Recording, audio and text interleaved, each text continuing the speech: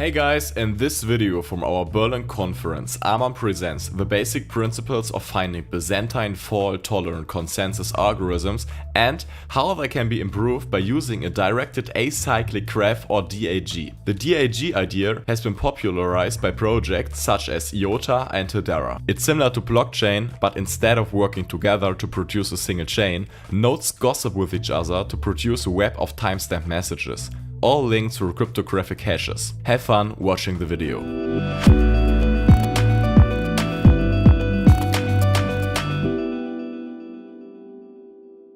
Thanks for having me. My name is Amon, as Christian already told you. I recently finished my master's degree in physics at the Karlsruhe Institute of University, and my Mac is urging me to update. We'll do that later. Yeah. Okay, and I got into IOP in 2016 when I came into contact with Marcus, and over the time I basically made my way up to one of the lead developers in the project, being mentored by the Hungarian guys. And what I've been doing over the last few months or weeks is I've been looking into a new consensus system for the IOP blockchain. As some of you may know, the IOP blockchain started out as a Bitcoin fork because we basically decided that being an ERC20 token is totally uncool. And nowadays we all decided that it's time to upgrade because basically tech's advancing and now Bitcoin's uncool. So what I'm willing to give today is sort of an overview. Like Arpad's presentation, it's going to be a bit technical, but I will be trying to somehow drag some of you non-tech guys along, give you something that you can hook onto, and maybe you'll learn something new in the process. And even though there will be some formulas, I try to keep it to a kind of visual level. The problem is that we're always designing a consensus. So, like it's stated there, we have a paradox here.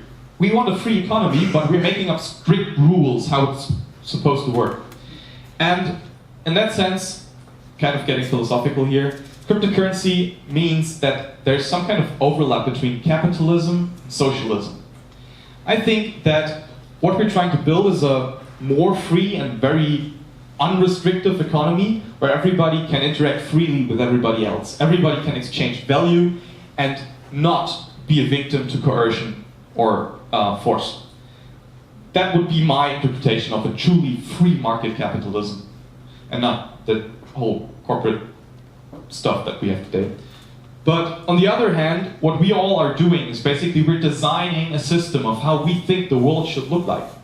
And when we're putting rules into place, we're kind of taking the role of the socialist planning committees. So we have to be really careful that we do not impose our worldview on the system we're designing.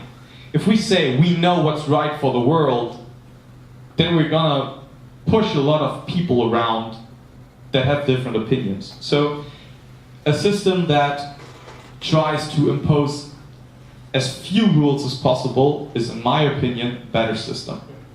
So because we don't know what the consensus system of the future will be, the Libertaria project and IOP decided that we would take, what's the English word? Complementary approaches.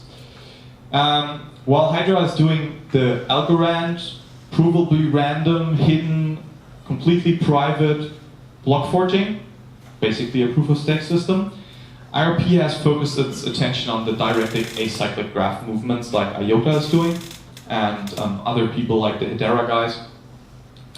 And to actually show you why we think that directed acyclic graphs might be a solution for the future, we should actually go back a little back in time, because the problem we're trying to solve isn't really that new. What we call consensus nowadays is an old problem from distributed computing.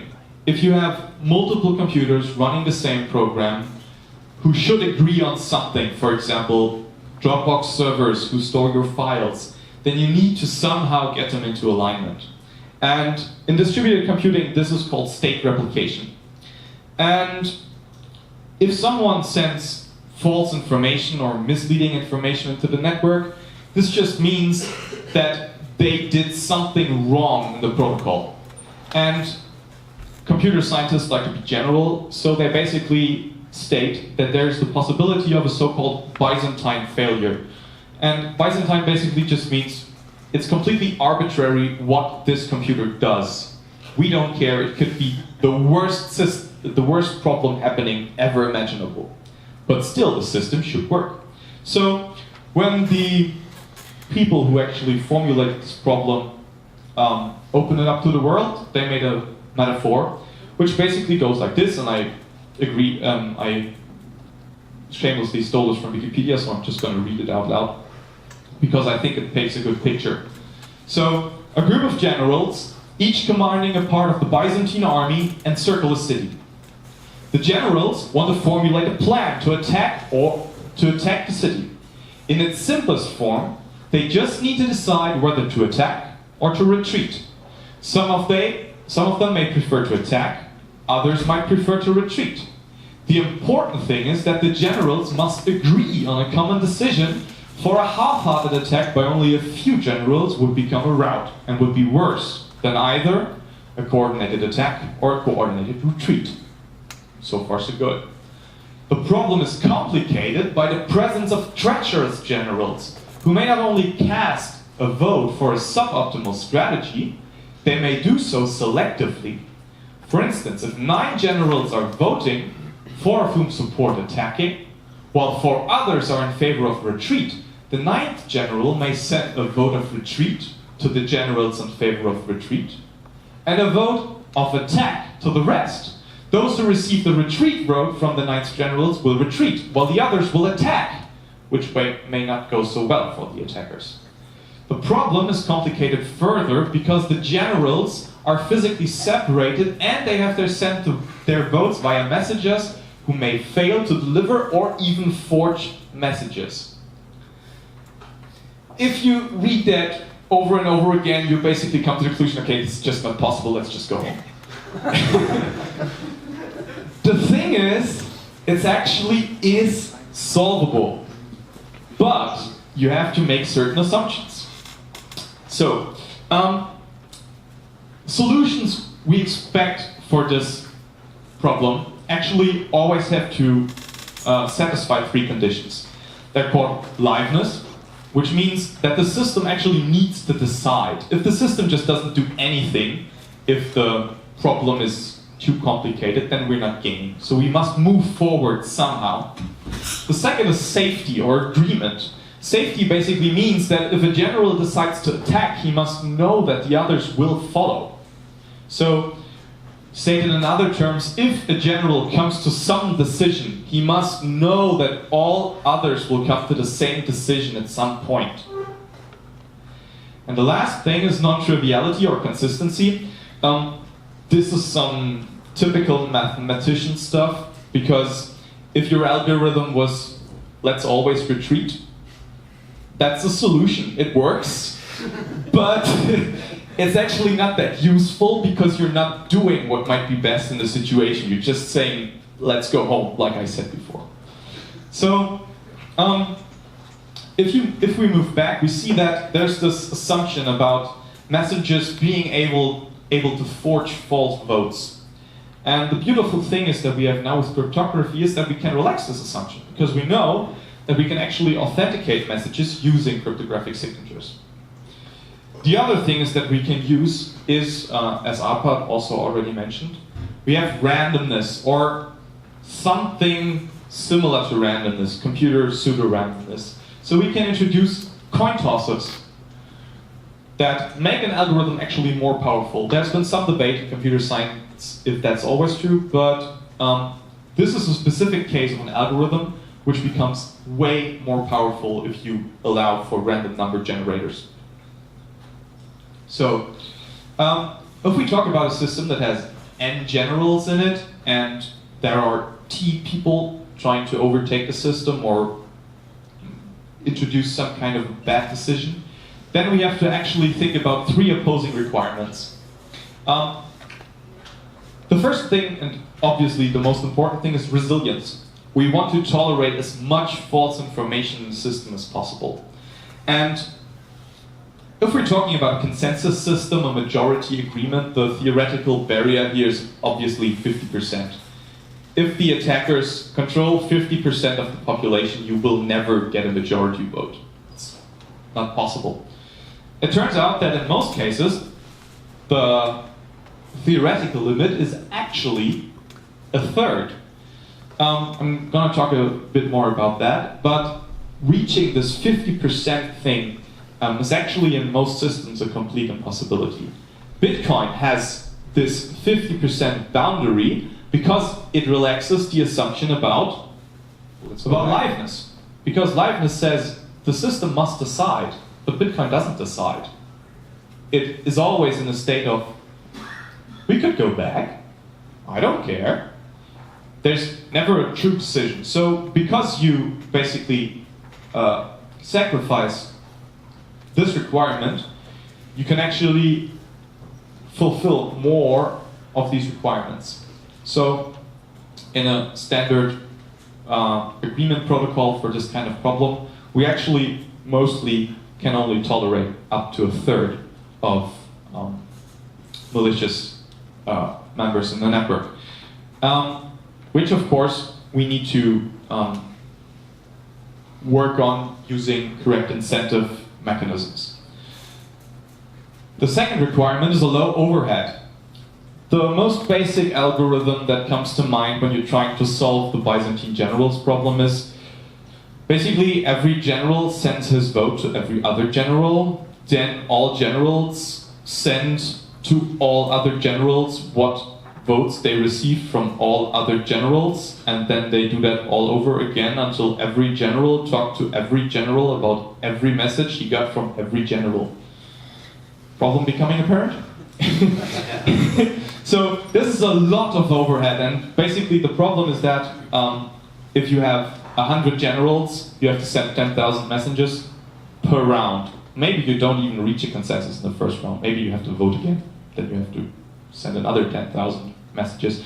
I think the generals in the Byzantine army didn't have 10,000 messages to send around, but maybe that's why the Byzantine Empire doesn't exist anymore.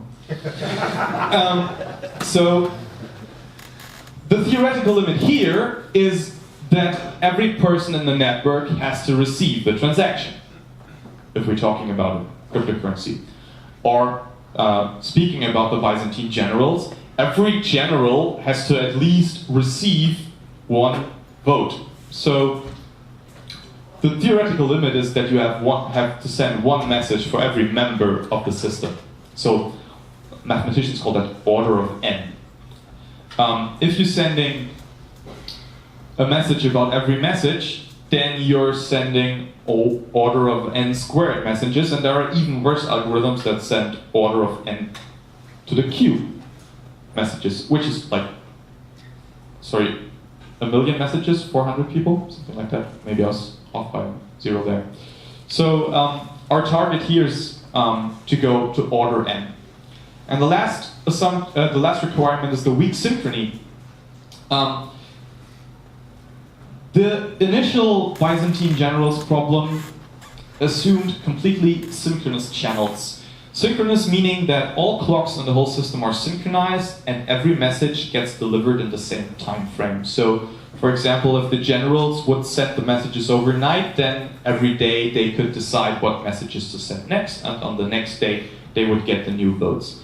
In our internet of today, we really can't make that assumptions. Some network connections are faster, some are slow. Attackers might manipulate network connections to drop messages, or DDoS a certain node so that it actually cannot send messages for a long time. So there are several ways to relax that assumption. One is called weak synchrony, and the perfect solution is called complete asynchrony, which basically means that whenever you send a message, you know that it will get there eventually, but you don't know when.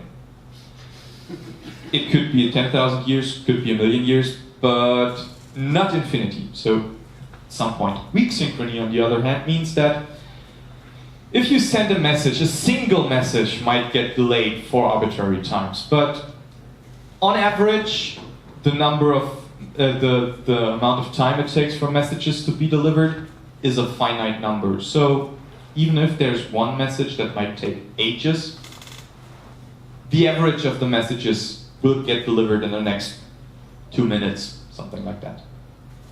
So these are the three opposing requirements. Now if we actually try to formulate a solution, we end up with an algorithm. And the algorithm I want to show you, this is the BBA star algorithm that was also proposed by Silvio Micali from the MIT. Seems like a really smart guy. And the BBA star algorithm is what we are focusing, a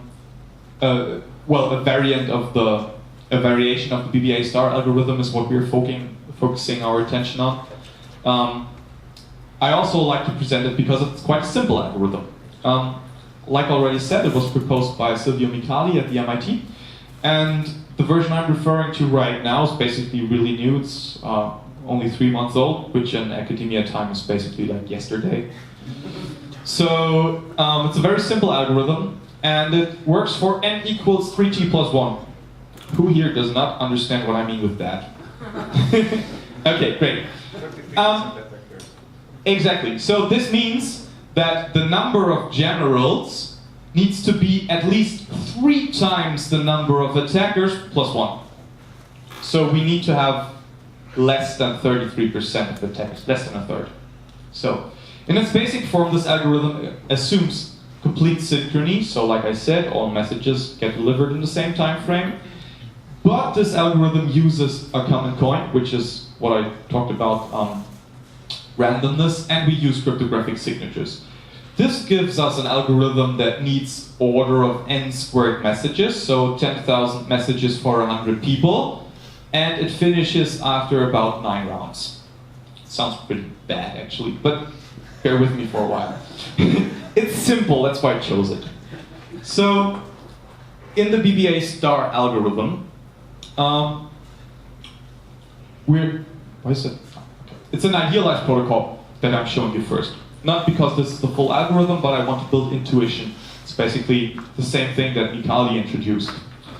Imagine that every player or every general sends his vote to everyone else. And of course, he himself knows his vote. Like I said, mathematicians like to be exact. Then, a random number appears in the sky. Whatever that means. Everyone can see this number.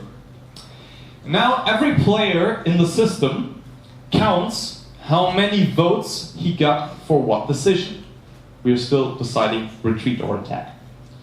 And then he chooses a strategy. If the number of retreats he got is larger than 2/3 of the network, he estimates retreat. He thinks, oh, maybe retreat's a good idea.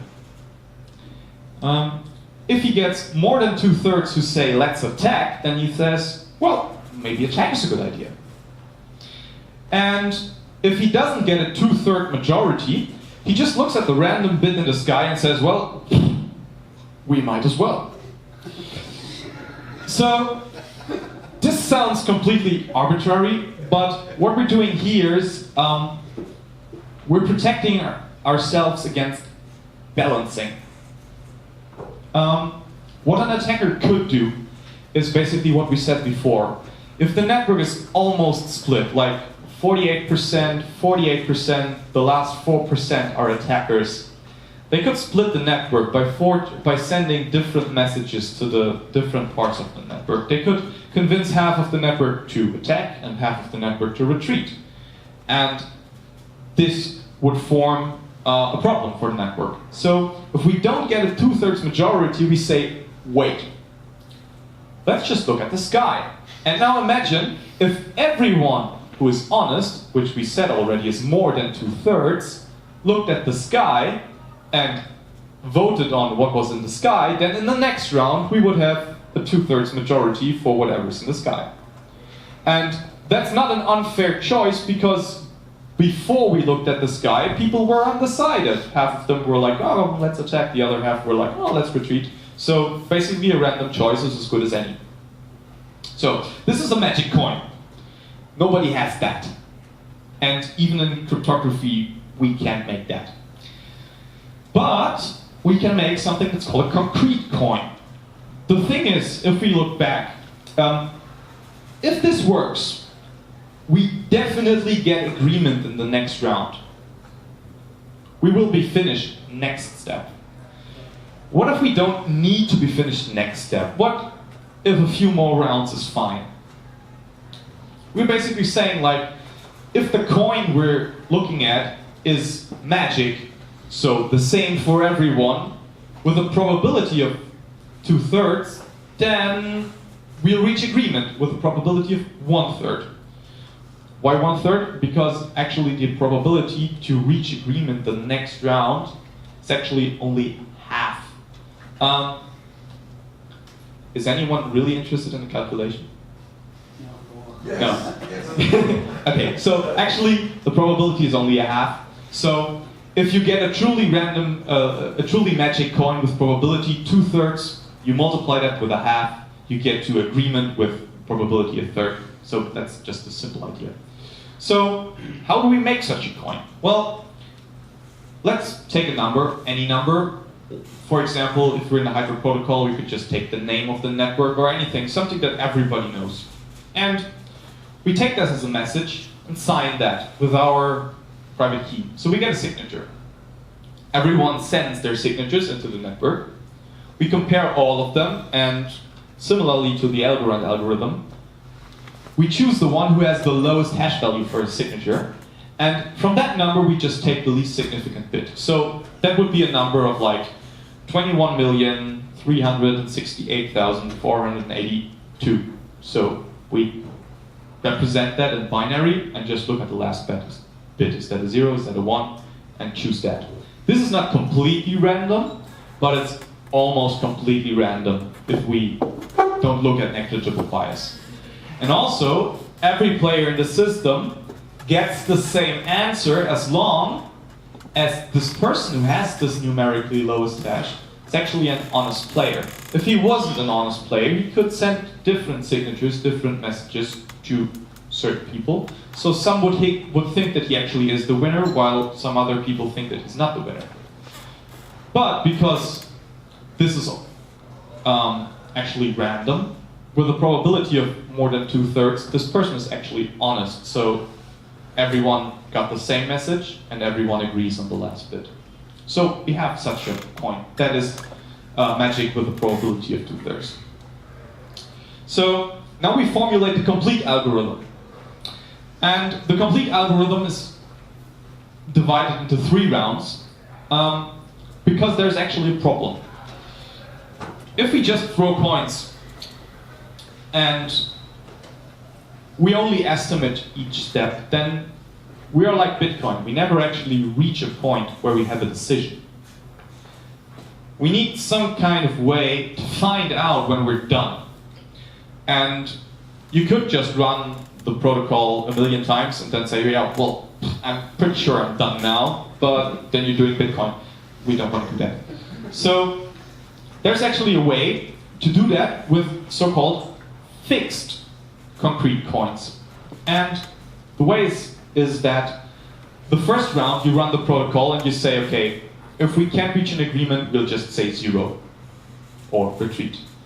The second round you say, well, if we can't reach an agreement, let's just say attack. And then the last round you say, okay, we'll look at the sky. Because what that does is that even if there are some attackers in the network who could convince some people to decide and some other people to not decide, then people who would decide on 0 know that the people who would not decide would say 0 next round. Because we decided on 0 and they will estimate 0 next round, we will then have a 2/3 majority. Because we know that that's going to happen, we can just stop right now. Same in the next round. If some people are convinced that they should decide on 1, and all people who are undecided will vote on 1, then we know that next round we will be done, and we can just stop. If that doesn't help, then we do one of these coin rounds. And then, if we don't, and the thing is that in these coin rounds, we actually never completely decide. We just try to get a majority next round. Then we try again. And so, because we get an agreement with probability of a third in this last step, we will be done every 3 times we run this algorithm, on average. And because there are 3 steps, we do 9 rounds. So that's where the number 9 is coming from. So this is kind of a very, let's say, convoluted algorithm. So let's look at it as an example. So imagine we have 10 people in the network. And this is trying to represent a light bulb or something that is not lit, and a light bulb that is lit, so a 0 and a 1. And the above persons or the above light bulbs are honest light bulbs. So they are either off or on, so they actually commit to what they're thinking. The 3 people down here, they are actually the malicious guys. Everybody who's counting, 3 is less than a third of 10. And they try to convince these people to decide on 0, and to convince these people to decide on 1, by sending them votes of 1 and them votes of 0. So let's actually play this algorithm. Everyone sends their votes. These send 0, these send 3, these send 0 to them, these send 0 to them. So let's see what a computer in this group would decide using this algorithm. So he would collect all estimates. Then he would count. He would get 7 votes for 0. Oh, that's great. 7 is more than 2/3 of 10. So we finalize 0, and we stop. We're already done. These people aren't done yet.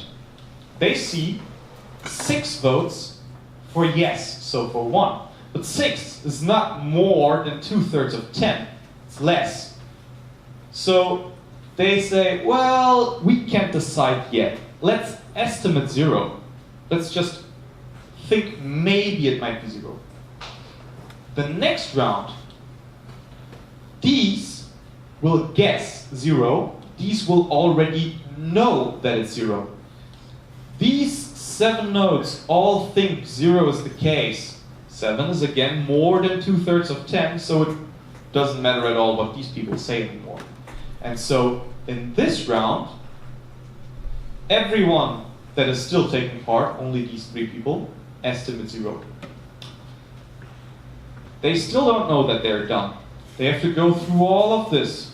But because these nodes have stopped, they will never again change their minds. It doesn't matter in any of these steps what the 3 nodes down here will be doing in the network. And once these 3 nodes reach the first step in the protocol again, they will also finalize. So for 4 computers, it just took 1 step. For the other 3, it took 4 steps. And we don't care about these 3 because they don't actually follow our protocol. They just do whatever they want. Okay? So these are the bad guys. There's something that could come to our rescue, and it looks like it actually is coming to our rescue, and this is directed acyclic graphs. So I've used this word before. I haven't explained what it means because until now it wasn't important. Now the question is, what is a, directed acyclic graph? A directed acyclic graph represents events. I think Byron mentioned this before in his open social graph talk. The directed acyclic graph is something that represents objects, whatever they may be, events, messages, persons, whatever, and their relations. And a directed graph means that these relations have some kind of direction, in the sense that one is a parent and one is a child, as opposed to 2 friends being friends of one another. Acyclic means that if you follow the relations along their direction, you will never end up where you started. There's no way to walk a circle around the graph. that's pretty obvious if the directions are somehow time-directed, if it's a parent-child relationship. We all know that if you don't care about like marital laws or something, which give you in-laws, then basically it's completely impossible to wind up as your own grandfather. So, what is an example of a directed acyclic graph? This one on the left here is a pretty basic example. Imagine throwing a coin and looking at it on the floor. If you do it once, you get heads or tails. If you do it again, you again get heads or tails. But this is not the first throw, it's the second throw.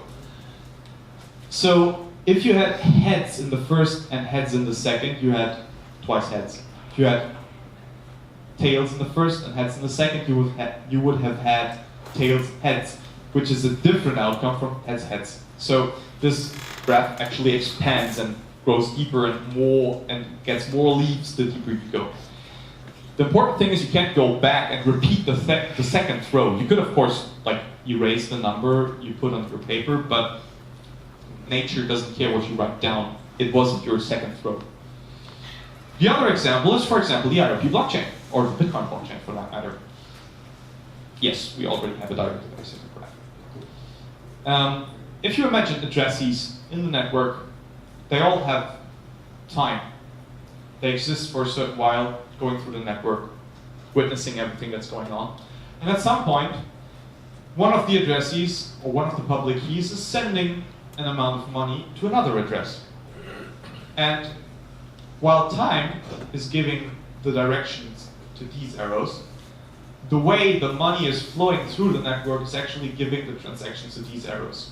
So in a way, all these transactions, this is like the first transaction in the event of an address, are connected via time and via direction of the money flow.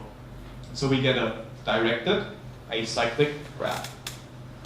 Okay, so what kind of directed acyclic graph are we actually using if you're doing Byzantine-fault-tolerant protocols? Actually, I forgot to explain this term. BFT stands for Byzantine-fault-tolerance. So we're tolerating Byzantine faults and still working.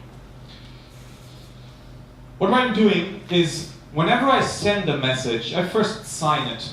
If I sign my message, no one can forge my messages.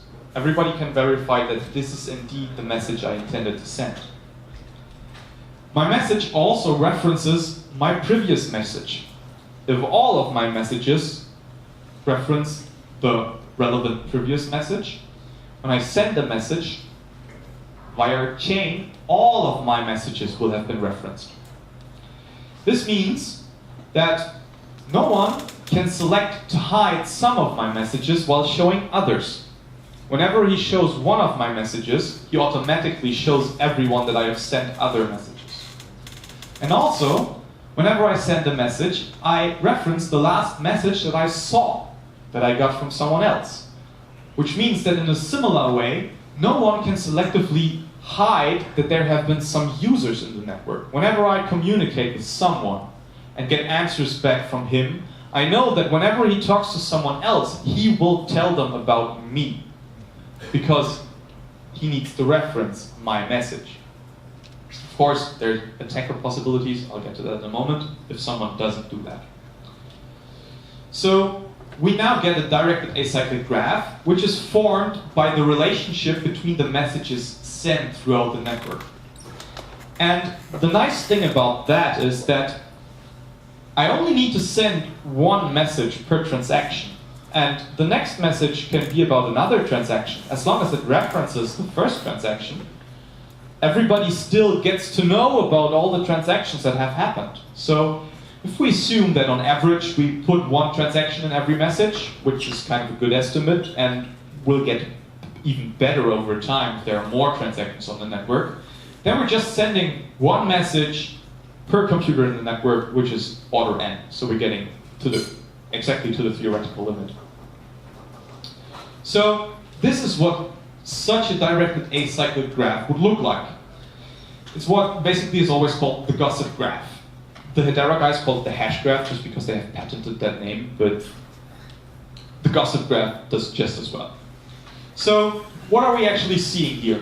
There are 4 computers inside the network. 4 because if I put 300 nodes on here, would be just blue and green and nobody would see anything.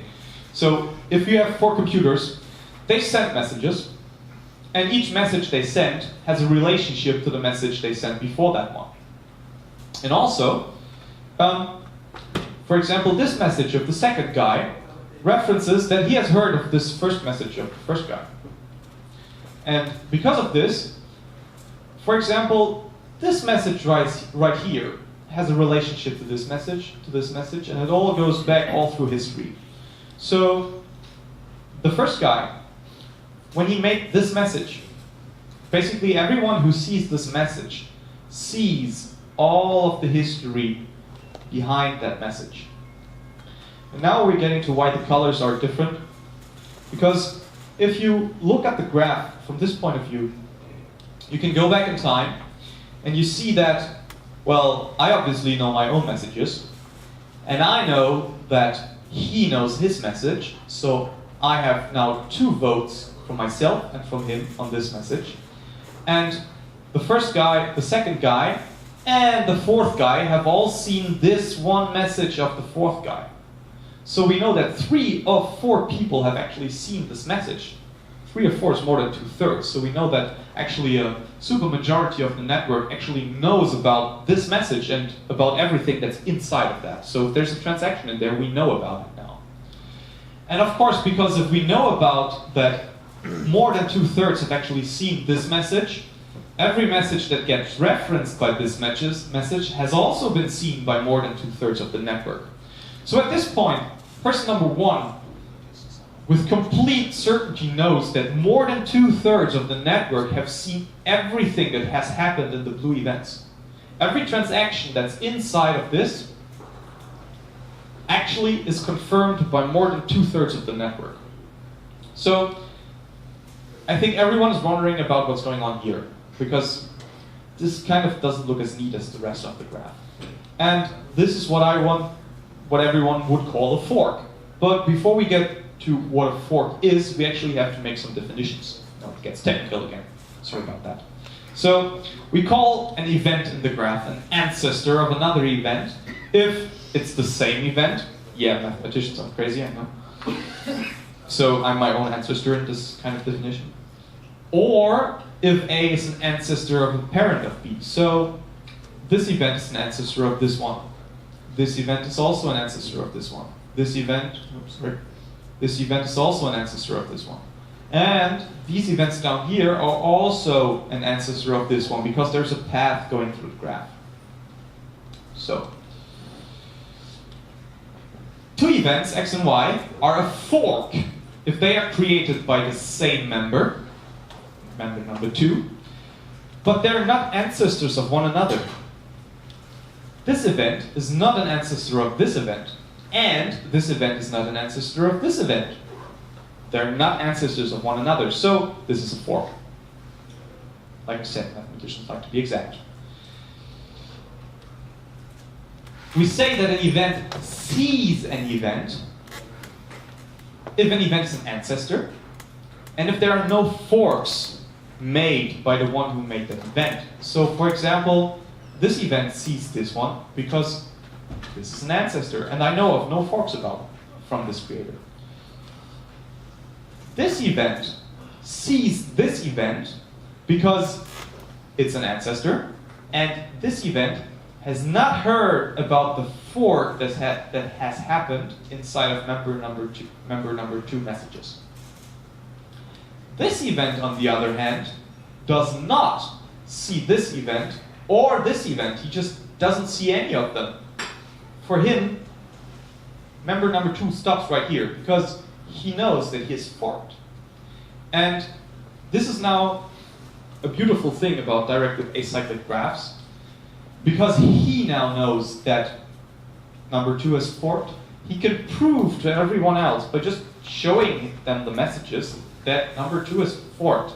Basically violated the protocol, and number 2 can be cast out, or even worse, there could be some slashing mechanisms invented. Like, for example, to be a member, you have to deposit 1,000 Bitcoin, and if you fork, we take them. So this system basically punishes everyone who forks. So everyone is incentivized to always keep counting. Every event needs the reference the one before it. Which for every member of the network makes sure that there can't be any censorship. Because if I send you a message, and you send me a message about that back, I know that you need to send that message to everybody else. Because if you don't, I can prove to them that you forked, and forking is forbidden, so you lose your money. There's no censorship as long as I find someone who actually answers. And if no one answers, I try and try and try again, and if there are a million computers in the network, I will certainly find someone who is not completely opposed. I only need to find one person. Okay, so let's get into some more detail. We're not seeing events, we're also strongly seeing events if we see them, and we see that more than 2/3 of the network also see them. That's what I talked about before. This event strongly sees all of the blue events because he knows that more than 2/3 of the network have actually seen that. He strongly sees all blue events. We call two graphs consistent if for any event they might contain, x, it has the same ancestors of x with exactly the same parent edges. So basically, they have the same information up to the point that the information is spread throughout the network. We don't care if you have one more event over here. It's just that if we are looking at the same event, there needs to be the same information. It's actually pretty easy to prove that if everyone follows the network, everyone that follows the protocol will get a consistent graph. It's impossible to get inconsistent information, but it takes quite a while. I don't want to do it now, so just please believe me. So if we have a fork, xy, these two events over here, and we know that one of these events has been seen by more than 2/3 of the network, strongly seen more than 2/3, then we know and can mathematically prove that it is completely impossible for more than 2/3 to see this event. We can imagine this as follows. For example, this event strongly sees this one. Once it knows that 2/3 have seen this one, we know what's going to happen if someone from that majority starts hearing about this event. The moment he hears about this event, he would see both of them. But we said that if you see a fork, then you don't see any of those. They just disappear from the graph. So once we know that this event is strongly seen, we know that the fork can never be strongly seen. I know this is getting kind of convoluted, so this is the point where I'm going to stop doing graph theory with you. It's just that what I wanted to get across is that these strongly seen events are reliable indicators of another member's view of the gossip graph. We know what other people know. And using these events, we can actually calculate locally without asking what other members of the network would have answered if we asked them a question. For example, about transaction history. Or we could ask some generals if they wanted to attack or retreat without actually asking them, because we would just look at the relationships between the messages. So we get a consensus mechanism without actually sending any new messages, so we don't get any overhead on top of what we're doing.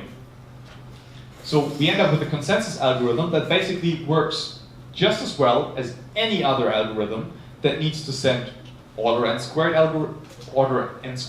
messages, order n to the third messages. We can do the same or a very similar algorithm using a graph, and will immediately reduce the number of messages required to order of n. So there have been other algorithms using a directed acyclic graph been proposed. The most famous one is the swirls hash graph. Hedera is implementing it, but they're doing a trusted node government-authorized cryptocurrency, so Ripple. Yeah, I can't say these words on stage, so sorry.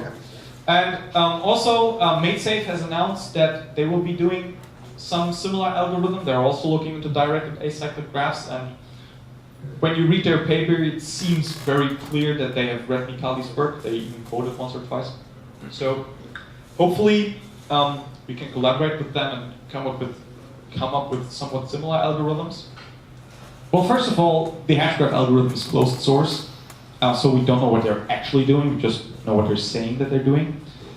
Also, they're aiming towards a fully closed network, which is basically the enemy for all crypto guys here. One very good point about their algorithm that they can work completely asynchronous. I talked about this a few minutes ago. Completely asynchronous is better than weak synchrony. And what I was going to talk about when I showed you the prototype is that they order events in bunches. If you have famous events that can be ordered, there are always events in between, which you're not really ordering. And they're just saying like, well, famous events happen every few seconds. Everything that's in between is really not that important. We'll just order them alphabetically. Which is also a solution, because do you care if your money gets to the coffee shop like right now or in 3 milliseconds? You don't. The thing is that if you want an open network where transactions can also change the number of nodes inside the consensus, then if between two of these famous events the number changed, then you're retrospectively deciding that the number of nodes you used to decide would have been needed to change. You can work around that, but it's very convoluted. So we actually prefer this BBA star algorithm, which also the Parsec guys do some kind of variation on, a different variation, because they're not doing full full virtuality, what we are aiming to do, but they're sending some messages on top of the graph. And this actually gives you the potential to order all events one after the other. So once you find an event that changes the number of nodes inside of your consensus, you can then actually decide on all following events using the new number of nodes, and you don't get some weird Back to the Future kind of problems.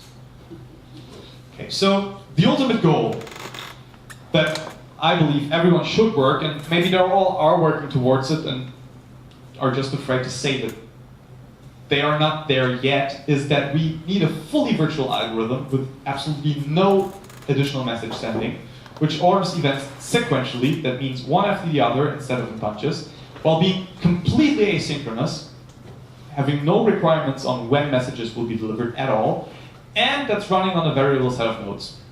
It's like,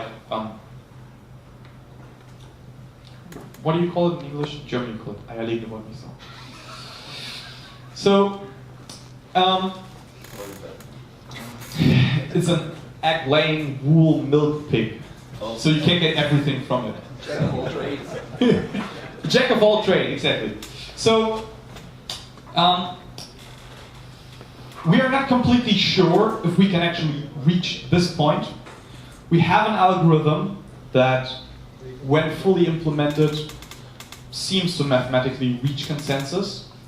We're not completely sure that we will have on-the-fly message node addition using the algorithm we have right now. We're still working on it.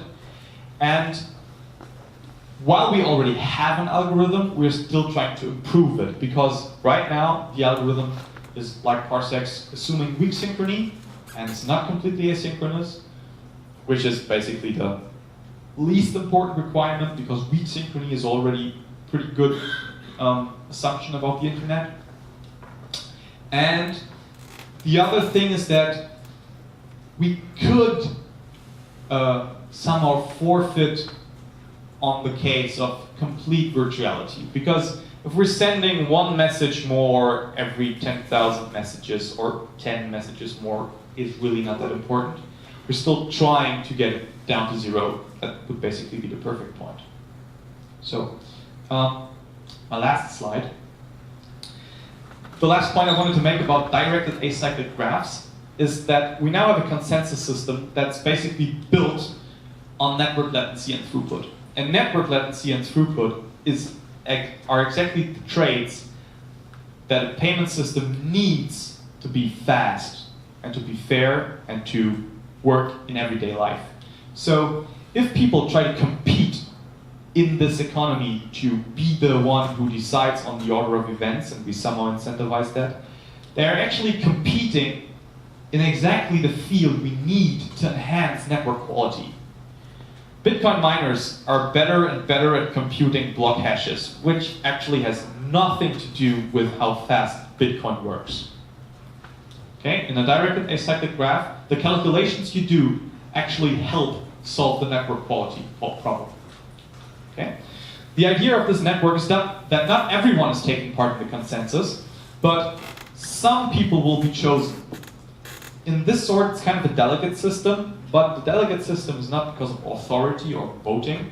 It's just the nodes who have the best network connection, the ones who are relaying the most transactions, the ones who have the most throughput. They're the ones who censor the least messages. They're just putting everything through for everyone. Those are the ones who can decide, because they can decide fast.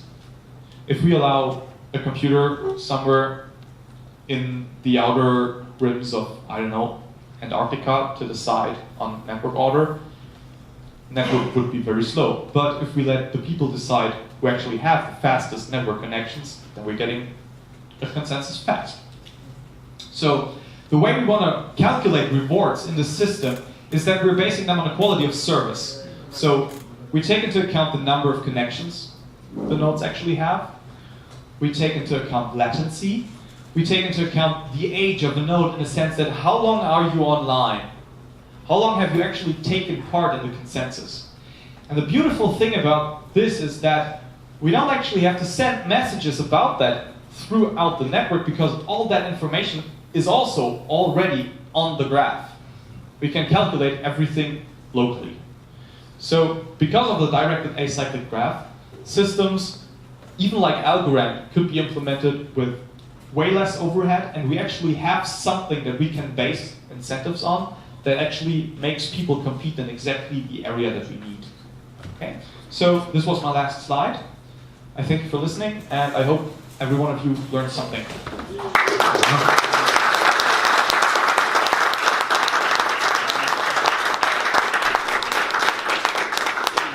Thank you very much for your presentation. Well, it's a pretty intense presentation. I feel like I've learned a lot. But perhaps Sorry about that. No, it's perfect. Perhaps we still have time for one or two questions before I let you go for a small break. Is there anyone with a really burning question? I'm currently reading about the part-time parliament of Leslie Lamport, and just wanted to know if this has something to do with what you are working on. I know it's about the Byzantine generals problem also. Sorry, I didn't catch the name of what? Leslie Lamport, the part-time parliament. Or another term would be Paxos. Ah, Paxos. Okay. I know that one. Well, Paxos actually is one of the most famous algorithms for Byzantine-fault-tolerant, and a variation of Paxos, the Byzantine Paxos, is actually used by, I think, every computer company in the whole world, Microsoft, Dropbox, they're all using it.